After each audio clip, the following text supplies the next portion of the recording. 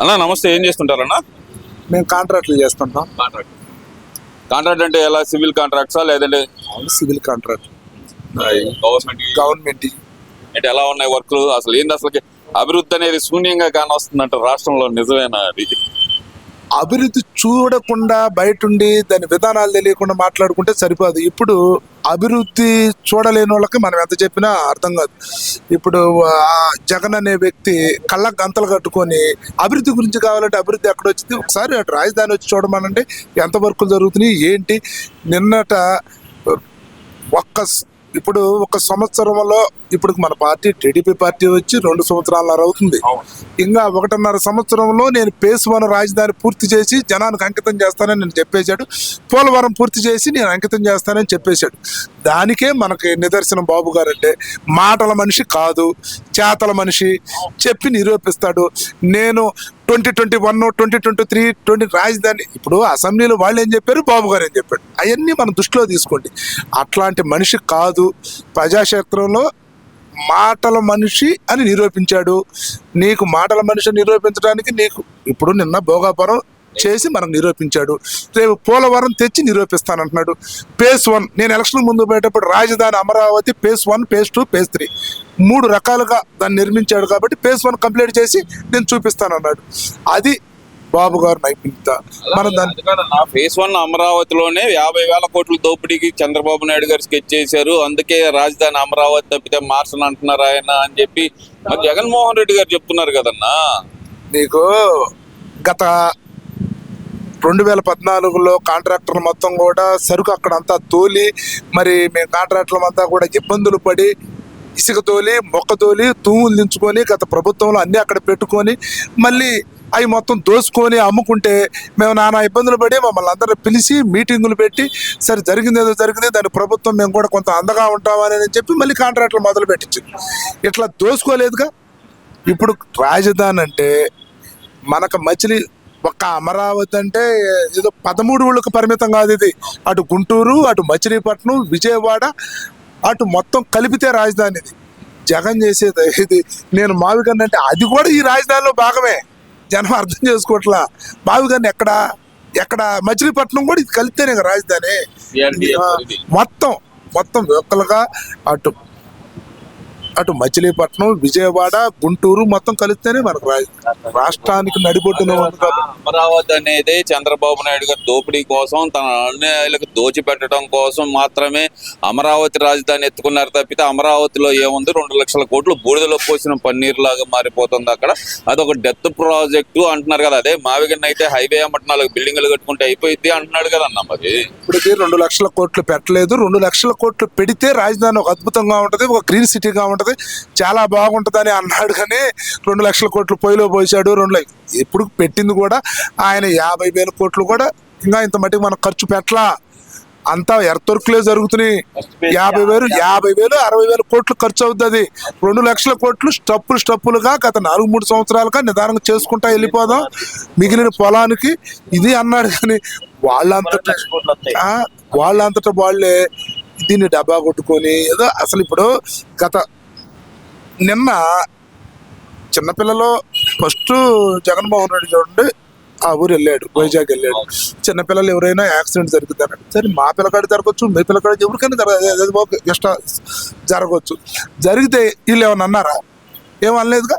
పిల్లగాడిని తీసుకొచ్చి భయం ఉంటుందని స్టేషన్లో కూర్చొని సీఏ గారు చెప్పాడు. కూర్చొని మాట్లాడుకొని సీఏ గారు ట్రీట్మెంట్ కూడా వచ్చింది కదా, తెల్లారిపోతున్న పేపర్లో చూసుకున్నాక సీఏ గారు పిలిపించి మాట్లాడుకొని ఏదన్నా ఉంటే మాట్లాడుకొని చేసుకోండి అన్నాడుగా. దీన్ని మనిషిని తీసుకొచ్చి మార్చి పోలీసులు కప్పిపుచ్చి వ్యవహారం చేసుకొని మీరు నిన్న పొద్దున పూట 10ంటికి మొదలు పెట్టిన ర్యాలీ 5ంటి దాకా పోయి ఏం చెప్పావయ్యా నువ్వు?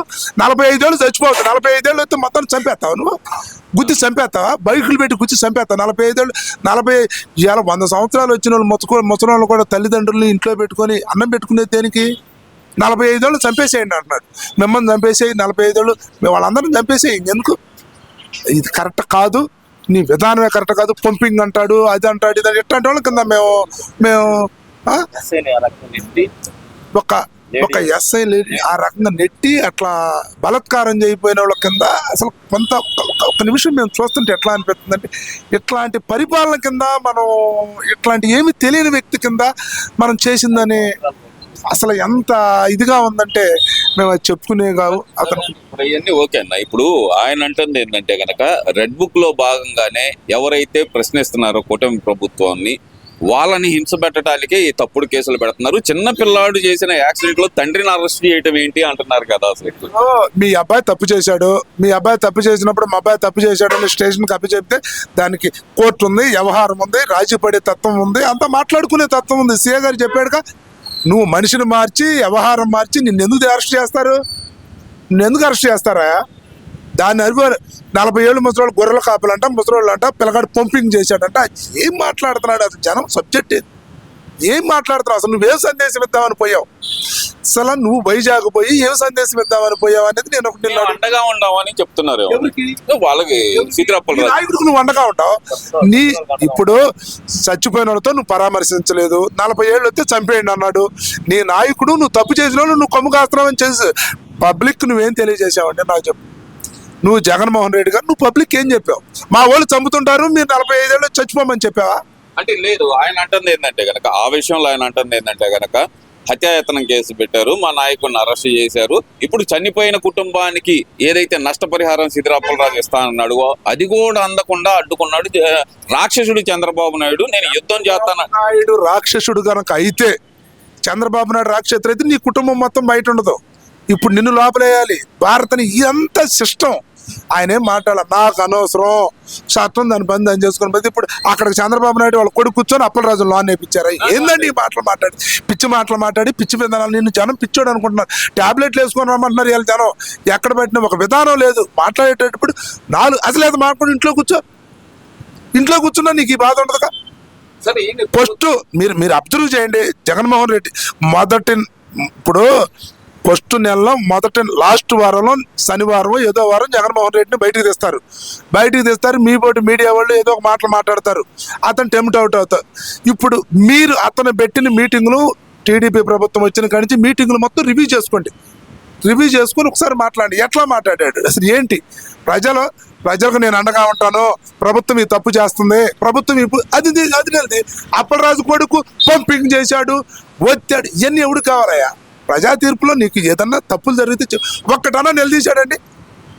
ఇప్పుడు ఏముందండి ఆయన చేయడానికి? ముందు రేటు తక్కువ అమ్ముతున్నాడు, ఇసుక ఫ్రీగా ఇస్తున్నాడు, జనం ఎవరి పని వాళ్ళు చేసుకుంటూ వెళ్ళిపోతున్నారు, జనక్షేత్రంలో గొడవలు లేవు, సమస్యలు లేవు.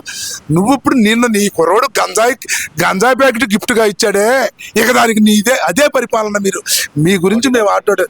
నీకు పైనుంచి కింద దాకా గంజాయి వద్దు అంటే నీ కార్యకర్త తీసుకొచ్చి గంజాయి దాంట్లో పెట్టి బొకేలా ఇచ్చాడంటే ఇక నీ గురించి మేము మాట్లాడుకునేది ఏమీ లేదు, దీని గురించి మేము మాట్లాడేది ఏమీ లేదు. ఆలోచించాలి. Thank you.